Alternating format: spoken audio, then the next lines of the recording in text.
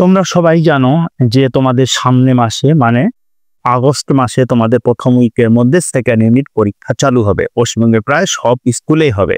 তো এই ভিডিওতে আমরা আলোচনা করব ক্লাস 10 এর ভৌত বিজ্ঞান সাজেশন। দেখো, তোমাদের ক্লাস 10 এর ভৌত বিজ্ঞানের ক্ষেত্রে তোমাদের কিন্তু কিছু অঙ্ক থাকে, যেমন তৃতীয় অধ্যায়টি তোমাদের অঙ্ক, চল তড়িৎ থেকে অনেক অঙ্ক আছে। এই ভিডিওতে আমরা অঙ্কের পার্টটি বাদ দিব, অতএব যে সমস্ত অঙ্ক থাকবে অঙ্কর বিষয়গুলি তুলে ধরবো না।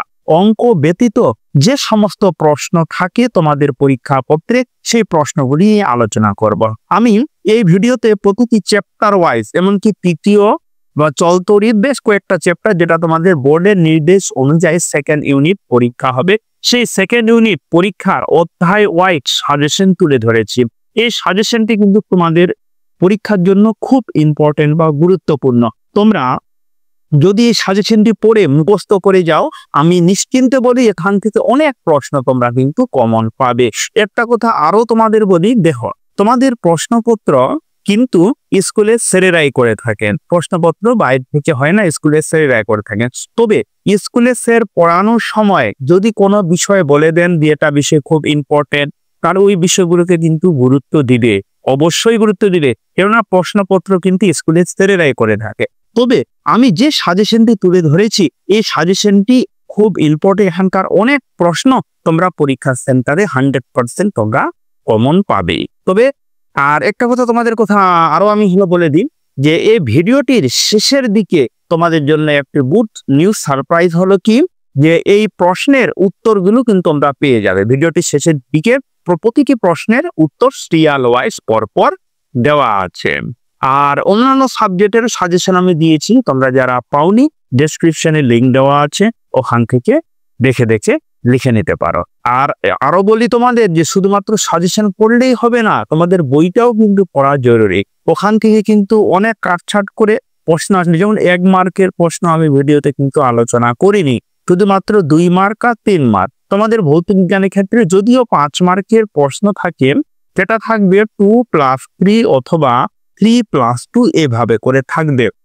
আমি সাজেশনটাতে যে প্রশ্নগুলি তুলে ধরেছি সেই প্রশ্নগুলি হলো 2 মার্কের অথবা 3 মার্কের। এখানে কিছু কিছু প্রশ্ন আমি স্টার দিয়েছি, সেই প্রশ্নগুলি কিন্তু খুব ইম্পর্টেন্ট। আমি 10-12 বছর ধরে কোচিং পড়ানোর, টিউশন পড়ানোর অভিজ্ঞতায় আমি বলতে পারি যে এখান থেকে অনেক প্রশ্ন তোমরা নিশ্চিন্তে কমন পাবে। তাহলে অনেক কথা হলো, আমরা এবার স্টার্ট করি। সাজেশন ক্লাস 10 দ্বিতীয় ইউনিট পরীক্ষা 2025 ভৌত বিজ্ঞান। তোমাদের ক্লাস 10-এ যে সেকেন্ড ইউনিট পরীক্ষার ভৌত বিজ্ঞান সাজেশন, তৃতীয় অধ্যায় থেকে তৃতীয় অধ্যায় রাসায়নিক গণনা। এটা কথা আমি তোমাদের প্রথমেই বলেছি যে তৃতীয় অধ্যায় থেকে বেশিরভাগ অঙ্কই থাকবে, এই অধ্যায় থেকে অঙ্কই হবে। তবে এই অধ্যায় থেকে বেশ কয়েকটি প্রশ্ন আছে, এই প্রশ্নগুলি তোমরা পড়বে, কারণ অঙ্কর পাশাপাশি কয়েকটি প্রশ্নও থাকে। তার প্রথম প্রশ্ন পড়বে যে ভরের সংরক্ষণ সূত্রটি লেখো। নাম্বার 2, ম্যাগনেসিয়াম ফিতা জ্বালালে ফিতা কিছু ছাই পড়ে থাকে, এতে ভরের সংরক্ষণ রক্ষা হলো কি? নাম্বার 3, E=mc² সূত্র থেকে কি বোঝা যায়? নাম্বার 4, সালফার পড়ালে তা বাতাসে বিলীন হয়, এই ঘটনা ভরের সংরক্ষণ সূত্র দিয়ে ব্যাখ্যা করো। খুব ইম্পর্টেন্ট প্রশ্ন। এবার সংজ্ঞা দাও। বাষ্প ঘনত্ব, আণবিক ভর, প্রমাণ ঘনত্ব। আমি তাহলে প্রথমেই বললাম এখান থেকে তোমাদের কি থাকবে? অঙ্ক থাকবে। তবে এই কয়েকটি প্রশ্নও তোমরা পড়বে, অঙ্কর পাশাপাশি কিছু সংখ্যক প্রশ্নও থাকবে। এবার চতুর্থ অধ্যায় থেকে তোমরা পড়বে। দেখো, চতুর্থ অধ্যায় সাজেশন তাপের ঘটনাসমূহ ও আলো। দেখো, এখানে চতুর্থ অধ্যায় থেকে আমি প্রশ্ন তুলে ধরেছি, আর আলো থেকে শেষের দিকে তোমাদের প্রশ্ন তুলে ধরেছি। কেননা আলো থেকে তোমাদের ফার্স্ট ইউনিট আলো অর্ধেক হয়েছিল, আর অর্ধেক কিন্তু সেকেন্ড ইউনিট হওয়ার কথা বোর্ডের রুটিন অনুযায়ী। তাহলে আলো থেকে শেষের দিকে আমি কিছু সাজেশন তুলে ধরেছি, আর তাপের ঘটনা চতুর্থ অধ্যায় থেকে তুলে ধরেছি। তাহলে দ্বিধান্তপাত কাকে বলে? 2 নাম্বার, আলফা বিটা গামা এর মধ্যে সম্পর্ক কি? এই প্রশ্নটা কিন্তু তোমাদের খুব ইম্পর্টেন্ট। নাম্বার 3, তাপ পরিবাহিতাঙ্কের সংজ্ঞা, একক ও মাত্রা লেখ। নাম্বার 4, তাপে সুপরিবাহী, কুপরিবাহী ও অর্ধপরিবাহীর একটি করে উদাহরণ দাও। নাম্বার 5, খুব ইম্পর্টেন্ট প্রশ্ন। তামার তাপ পরিবাহিতাঙ্ক 0.92 সিজিএস ইউনিট বলতে কি বোঝো? তারপর এবার আলো থেকে কিছু সংখ্যক প্রশ্ন তুললাম। দিনের বেলা বা দিনে আকাশকে নীল দেখায় কেন? তারপর সূর্যোদয় বা সূর্যাস্তে সূর্যকে লাল দেখায় কেন? খুব ইম্পর্টেন্ট প্রশ্ন। তারপর কোন অবস্থায় অবতল লেন্স অভিসারী আচরণ করে? তারপরে নাম্বার 9, আলোর বিচ্ছুরণ কাকে বলে? এর কারণ লেখ। নাম্বার 10, উত্তল লেন্সকে অভিসারী এবং অবতল লেন্সকে অপসারী লেন্স বলা হয় কেন? নাম্বার 11, আলোর প্রতিসরণ কাকে বলে? এর সূত্রগুলি লেখো।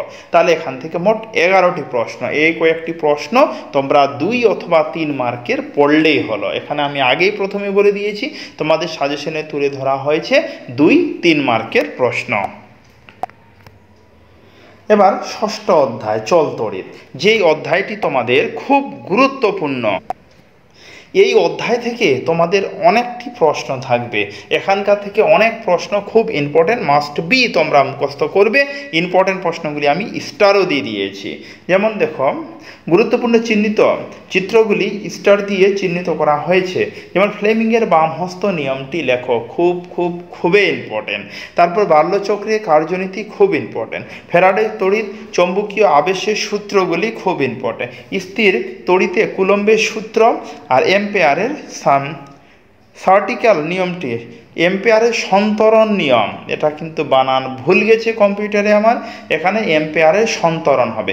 এখানে দেখো, ফ্লেমিংয়ের বামহস্ত নিয়ম আর এম্পেয়ারের সন্তরণ নিয়ম, এই দুইটার মধ্যে একটা কিন্তু তোমাদের আসবেই, মাস্ট বি, 100% আসবেই, বলে দিলাম। কমেন্টে তোরা দেখবে উত্তর প্রশ্ন যখন পাবে, 100% বলছি, ফ্লেমিংয়ের বামহস্ত, এম্পেয়ারের সন্তরণ নিয়ম, এই দুইটার মধ্যে একটা থাকবেই। তারপরে নাম্বার 6 নাম্বার, তড়িৎচালক বলের সংজ্ঞা দাও। তারপরে 7, রোধের উষ্ণতা গুণাঙ্কের সংজ্ঞা দাও। তারপরে 8, তড়িৎ বিভব কাকে বলে? তড়িৎ বিভব কাকে বলে? তারপর 9, তড়িৎ প্রবাহের চৌম্বকীয় ফল কি? নাম্বার 10, ওয়াটের সংজ্ঞা দাও। নাম্বার 11, খুব ইম্পর্টেন্ট, অহমের সূত্র লেখো এবং তা থেকে রোধের ব্যাখ্যা করো। নাম্বার 12, কোন পরিবাহীর রোধ কি কি বিষয়ের ওপর নির্ভর করে? রোধাঙ্ক কাকে বলে? খুব ইম্পর্টেন্ট প্রশ্ন, 12 নাম্বারটি। তারপরে দেখো, জুলের সূত্রগুলি লেখো এবং তড়িৎ প্রবাহের তাপীয় প্রভাব ব্যাখ্যা করো। তারপর নাম্বার 14, বৈদ্যুতিক মোটরের গঠন ও কার্যপ্রণালী বর্ণনা করো। নাম্বার 15, অর্ধপরিবাহী কাকে বলে? উদাহরণ সহ লেখো। নাম্বার 16, তাপ উৎপাদক যন্ত্রে নাইক্রোম তার ব্যবহার করা হয় কেন? খুব ইম্পর্টেন্ট প্রশ্ন। নাম্বার 17, শর্ট সার্কিট মানে কি? নাম্বার 18 নম্বর প্রশ্ন তোমাদের ভেরি ইম্পর্টেন্ট, খুব ইম্পর্টেন্ট। 220 V 100 W লেখা একটি বৈদ্যুতিক বাতি থেকে কি বোঝা যায়? ডিসি অপেক্ষা এসি এর সুবিধা বেশি কেন? তাহলে 3 অ্যাম্পিয়ার ফিউজ তারের অর্থ কি? 20টি প্রশ্ন তোমাদের খুব ইম্পর্টেন্ট। তাহলে তোমরা দেখলে যে এখানে আমি সাজেশন তুলে ধরেছি 20টি, এই 20টি প্রশ্ন এই অধ্যায় থেকে খুব ইম্পর্টেন্ট। তোমরা এখানে দেখেছ যে প্রতিটি চ্যাপ্টার ওয়াইজ, যেটা তোমাদের সেকেন্ড ইউনিট পরীক্ষা হবে, প্রতিটি চ্যাপ্টার ওয়াইজ আমি খুব ইম্পর্টেন্ট প্রশ্ন তুলে ধরেছি। তোমাদের যে চলতড়িৎ, ষষ্ঠ অধ্যায় চলতড়িৎ আছে, চলতড়িৎ থেকে তোমাদের কিন্তু অনেক প্রশ্ন থাকবে, যদিও চ্যাপ্টারটা অনেক বড়। আর এখানে একটা কথা তোমাদের আমি আরো বলে দিই, যে এখানে যে কেমিস্ট্রি পার্টটি আছে, রসায়ন বিদ্যা লাস্টের দিকে, ওই কেমিস্ট্রি পার্টের বেশ কয়েকটা অধ্যায় পার্ট অনুযায়ী চ্যাপ্টার তোমাদের যদি সেকেন্ড ইউনিট পরীক্ষা হবে, সেটার সাজেশন কিন্তু আমি এই ভিডিওতে তুলে ধরে নিই। আর কয়েকটা শেষের দিকে অধ্যায় আছে, কয়েকটা পার্ট আছে জৈব রসায়ন অধ্যায় থেকে, ওটা কিন্তু তুলে ধরে নিই, ওখান থেকেও তোমরা কিন্তু অবশ্যই পড়ে যাবে। তাহলে আজকে এই অবধি। আর যারা উত্তর পেতে চাও, এরপরে আমি উত্তর স্টাডি হচ্ছে আজকে অবধি, দেখা হচ্ছে এরপরে ভিডিওতে। ধন্যবাদ। এবার আমরা উত্তরগুলি আলোচনা করব। তাহলে তৃতীয় অধ্যায় থেকে প্রথম প্রশ্ন ছিল ভরের সংরক্ষণ সূত্রটি লেখো। তাহলে ভরের সংরক্ষণ সূত্র উত্তর লেখা আছে, ক্লিয়ার। নাম্বার 2, 2 নম্বর প্রশ্ন, ম্যাগনেসিয়াম ফিতা জ্বালালে কিছু ছাই পড়ে থাকে, এতে ভরে সংরক্ষণ রক্ষা হলো কি? তাহলে এখান থেকে হাত থেকে একদম থাকে অবধি লিখবে। তারপর 3, ই সমান সমান এমসি স্কয়ার সূত্র থেকে কি বলা যায়? তাহলে সবটাই নিচে উত্তর দেওয়া আছে। নাম্বার 4, সালফার পড়ালে তা জ্বলতে জ্বলতে বাতাসে বিলীন হয়ে যায়, এই ঘটনা ভরের সংরক্ষণ সূত্র কি ব্যাখ্যা করে? এখান থেকে উত্তর দেওয়া আছে। 5, সংজ্ঞা দাও। তার প্রথমে ছিল বাষ্প ঘনত্ব, তারপরে আণবিক ভর, প্রমাণ ঘনত্ব। ক্লিয়ার? উত্তর দেওয়া আছে। এবার চতুর্থ অধ্যায় থেকে প্রথমে দ্বিধাত পাত কাকে বলে? এখান থেকে এই অবধি উত্তর। তারপরে 2 নম্বর পত্র আলফা বিটা গামা রশ্মির মধ্যে সম্পর্ক লেখো। তাহলে 3টা রশ্মির মধ্যে সম্পর্ক এই যে তুলে ধরা হলো। নাম্বার 3, তাপ পরিবাহিতাঙ্কের সংজ্ঞা, একক ও মাত্রা লেখো। তাহলে সংজ্ঞা এখান থেকে এই যে একক তুলে ধরা হয়েছে এসআই পদ্ধতিতে আর সিজিএস পদ্ধতিতে, আর মাত্রা mLT -3 ও -1। নাম্বার 4, তাপে সুপরিবাহী কুপরিবাহী অর্ধপরিবাহীর একটি করে উদাহরণ দাও। উদাহরণ দেওয়া হলো। নাম্বার 5, তামার তাপ পরিবাহিতাঙ্ক 092 সিজিএস ইউনিট বলতে কি বোঝো? এখান থেকে একদম পৌঁছায় অবধি উত্তর। নাম্বার 6, দিনের বেলা আকাশকে নীল দেখায় কেন? খুব ইম্পর্টেন্ট প্রশ্ন, আগেই বলেছি, এখান থেকে অবধি উত্তর। তারপরে নাম্বার 7, সূর্যাস্তের সময় সূর্যকে লাল দেখায় কেন? খুব ইম্পর্টেন্ট। তারপরে হলো কোন অবস্থায় অবতল লেন্স অভিসারী লেন্স করে আচরণ করে? এই যে উত্তর দেওয়া আছে, তোমরা দেখে দেখে লিখে নাও। তারপরে নাম্বার 9, আলোক বিচরণ কাকে বলে, এর কারণ লেখো। তাহলে এখান থেকে এই অবধি উত্তর। তারপরে নাম্বার 10, উত্তল লেন্সকে অভিসারী ও অবতল লেন্সকে অপসারী লেন্স বলে, সম্পূর্ণটাই। নাম্বার 11, উত্তল লেন্সকে অভিসারী এবং অবতল লেন্সকে অপসারী লেন্স বলা হয় কেন? এই যে তুলে ধরা হয়েছে নাম্বার 11। তারপর আলোর প্রতিসরণ কাকে বলে, এর সূত্রগুলি লেখো। আলোর প্রতিসরণ সূত্র দেওয়া আছে এই যে। ক্লিয়ার? আচ্ছা, আলোর প্রতিসরণ কাকে বলে? এটা সব থেকে ভালো হয়, এই যে সূত্র দেওয়া আছে এটা তোমরা লিখবে না। আলোর প্রতিসরণ কাকে বলে এই অবধি লিখবে, তারপর সূত্রগুলি তোমাদের বইতে ভালোভাবে দেওয়া আছে, বই থেকে তোমরা সূত্রগুলি লিখলে ভালো হবে। এবার ষষ্ঠ অধ্যায় চল তড়িৎ থেকে এবার করব। তাহলে প্রথম হচ্ছে ফ্লেমিংয়ের বামহস্ত নিয়মটি লেখো। এই যে উত্তর দিলাম, তোমাদের বই থেকেও ভালো করে বইতে দেওয়া আছে, ওখান থেকেও লিখতে পারো। বাল্যচক্রীর কার্যনীতি বর্ণনা করো। খুব ইম্পর্টেন্ট প্রশ্ন বলেছিলাম, এই যে তুলে ধরা হলো। এবার নাম্বার 3, ফ্যারাডের তড়িৎ চৌম্বকীয় আবেশ সূত্রগুলি লেখো। তাহলে এখান থেকে এই অবধি, বই থেকেও লিখতে পারো, আমি আগেই বলছি। তাহলে স্থির তড়িতে কুলম্বের সূত্র তুলে ধরা হয়েছে। তারপরে এম্পিয়ারের সন্তরণ নিয়ম, এটা এম্পিয়ারের ভার্টিক্যাল নিয়মটি হবে না, এটা হবে সন্তরণ নিয়ম।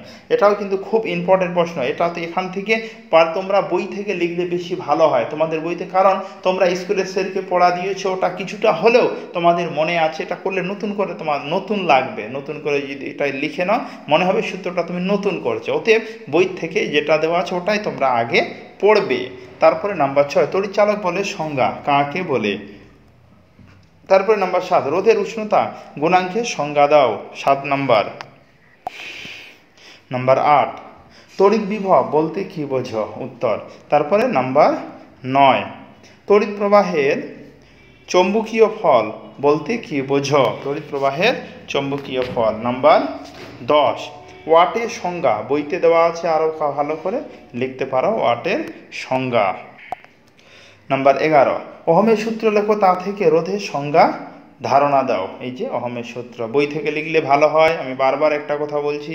তারপর নাম্বার 12, কোন পরিবাহের রোধ কি কি বিষয়ের উপর নির্ভর করে বা রোধাঙ্ক কাকে বলে? এখান থেকে এই অবধি তুলে ধরা হলো।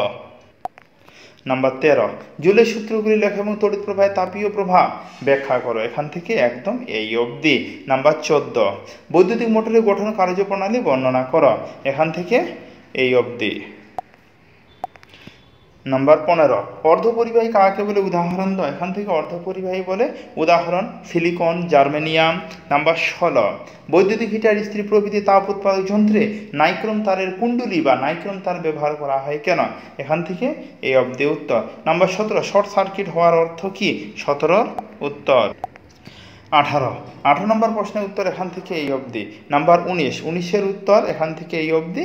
নাম্বার 20 এখান থেকে এই অবধি। তাহলে দেখো তোমাদের যে সাজেশনটি আমি ইম্পর্টেন্ট সাজেশনটি তুলে ধরেছিলাম, সম্পূর্ণ সাজেশনে উত্তর আমি দিয়ে দিলাম। তোমরা সুন্দর করে নিজের খাতায় লিখে নিয়ে মুখস্থ, লিখলেই শুধু হবে না, কিন্তু মাস্ট বি মুখস্থ করবে। পরীক্ষা এখান থেকে তোমরা অনেকটাই কমন পাবে, এটা বিশ্বাস রাখো, অনেকটাই কমন পাবে। তাহলে আজকে এই অবধি, দেখা হচ্ছে এরপরে ভিডিওতে। ধন্যবাদ।